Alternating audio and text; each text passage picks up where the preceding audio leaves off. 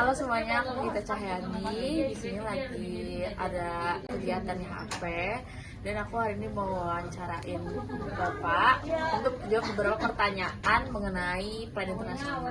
Sebelumnya Bapak boleh perkenalan dulu. Halo semuanya, saya Herbert Barimbing, tapi dipanggil Herbert. Saya bekerja di Yayasan Plan Internasional Indonesia atau sering kita sebut Plan Indonesia.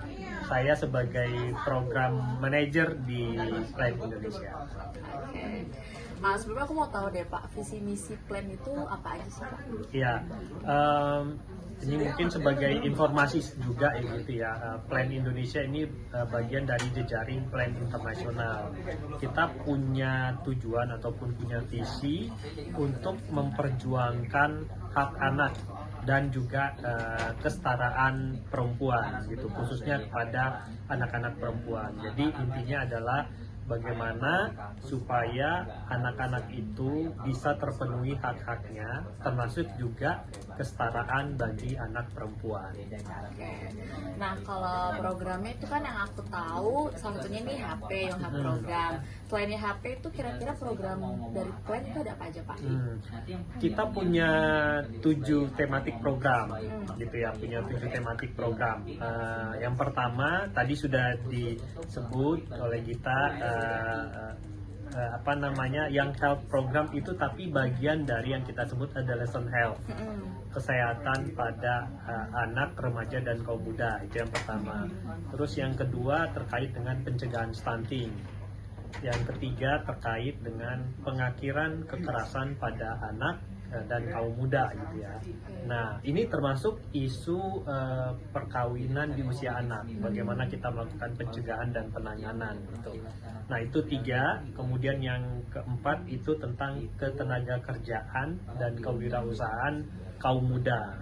Nah, yang berikutnya itu tentang bagaimana kita disebut sih youth-led climate change gitu. Jadi bagaimana persepsi ataupun awareness anak muda terhadap perubahan iklim, dan sehingga mereka bisa melakukan kampanye ataupun kegiatan-kegiatan yang supaya menciptakan komunitas yang tahan terhadap perubahan iklim. Kemudian ada yang terkait dengan resilient school, sekolah yang berketahanan. Ini termasuk bagaimana menciptakan lingkungan sekolah yang juga tahan terhadap kalau misalnya terjadi bencana ataupun hal-hal yang lain gitu ya. Kita sebut resilient school. Yang terakhir itu kaitannya dengan penanganan bencana.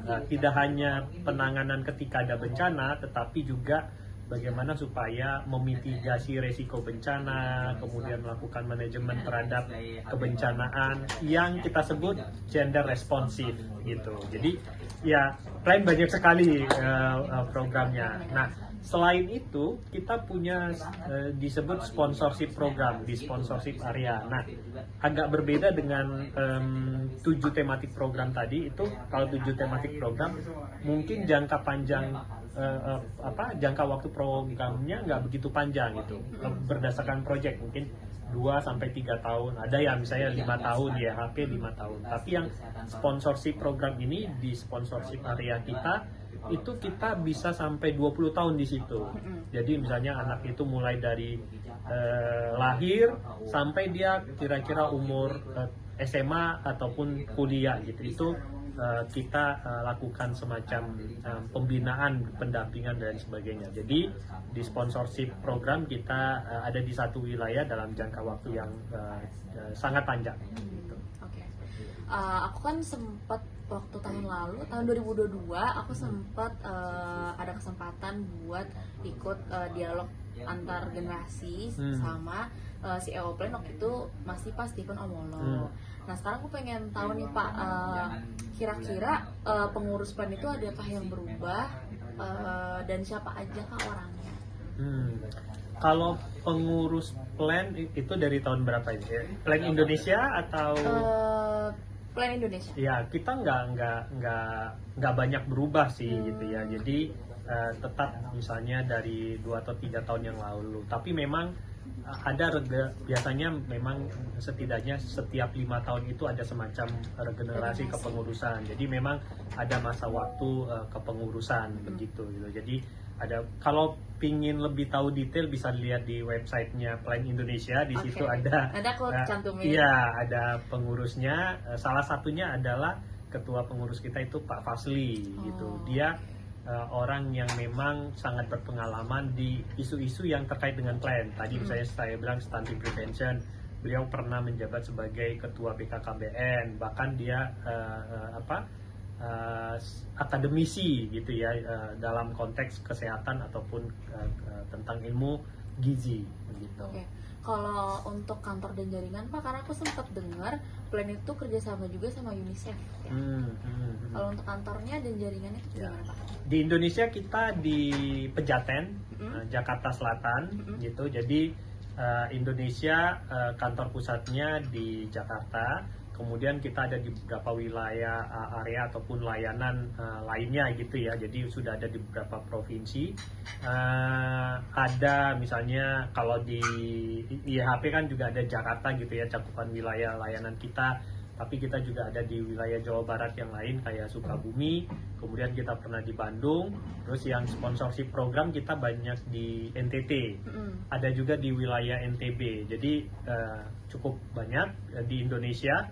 Tapi kalau di global itu ada sekitar 70 negara kita sudah ada di situ. Jadi jejaringannya memang internasional. Nah tadi benar kata Gita, kita juga sangat terbuka kerjasama dengan NGO yang lain. Kalau memang isu itu sama dengan kita gitu ya. Jadi kita sangat terbuka siapapun itu gitu. Bahkan misalnya dengan pemerintah, dengan NGO lain, kita ikut di jejaring misalnya yang memberikan perhatian terhadap perlindungan anak, di jejaring misalnya terkait dengan air dan sanitasi, karena itu juga menjadi bagian dari kita gitu. Jadi kita sangat terbuka nih untuk kerjasama dengan siapapun, bahkan dengan universitas, dengan UI kita juga ada MOU nih gitu. Ada misalnya kemarin itu di isu kesehatan, bahkan dengan YHP waktu itu ada kerjasama dengan UI gitu. Makasih banyak Pak Harbert buat waktunya. Mungkin ini bisa menjawab pertanyaan teman-teman juga yang penasaran soal plan. Aku pamit undur diri. Selamat pagi. Terima kasih. Halo semua, perkenalkan saya Elsa, saya Kastarana, saya Gita, saya Laras. Di sini kami akan menjelaskan gimana sih caranya terlibat menjadi sukarelawan ataupun anggota dari Plan Indonesia. Nah, sekarang di sini sudah ada Gita yang sudah menjadi anggota dari program tersebut. Ya, Gita, gimana sih caranya untuk join atau menjadi sukarelawan di Plan Indonesia itu? Jadi seperti yang sudah dijelaskan sama Pak Herbert sebelumnya, kalau Plan Indonesia itu punya banyak program. Ada yang fokus di isu lingkungan, ada yang fokus di isu kesehatan, ada yang fokus di sanitasi air. Jadi sebelum join, teman-teman tentuin dulu mau join di bagian apa atau fokusnya itu kemana. Terus bisa cek di Instagramnya Plan Indonesia. Terus cek campaign-nya atau acaranya, programnya, baru di situ ada link pendaftaran yang bisa teman-teman akses. Gitu. Nah, apa aja yang harus dipersiapkan? Yang harus dipersiapkan sebelum jadi volunteer atau jadi sukarelawan, yang pasti waktu, karena waktunya akan diambil atau digunakan. Terus tentunya effort.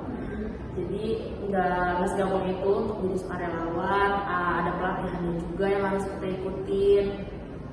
Baru setelah waktu dan effort, pastinya tenaga, karena kita harus mobilisasi kemana-mana. Oke, setelah kita join, apa sih keuntungan yang bisa kita dapat? Kalau aku sih pengalaman aku dapat beberapa pelatihan online ataupun offline. Kalau online itu kayak pelatihan pendidik sebaya, jadi gimana caranya supaya kita itu bisa menginfluence teman-teman sebaya ke arah yang positif. Terus kalau yang offline itu aku sempat pelatihan ke Wisma Makara Universitas Indonesia, di situ pelatihan advokasi kepemimpinan. Terus juga ada pelatihan advisory group, jadi tim penasehat dan advokatnya mereka gitu. Nah guys, itu dia gimana caranya join, terus apa aja yang perlu disiapkan, dan keuntungan apa yang kita dapat dari Plan Indonesia ini. Jadi jangan lupa untuk kepoin Instagram Plan Indonesia ya. Bye. Di sini kami akan menjelaskan gimana sih caranya untuk terlibat dalam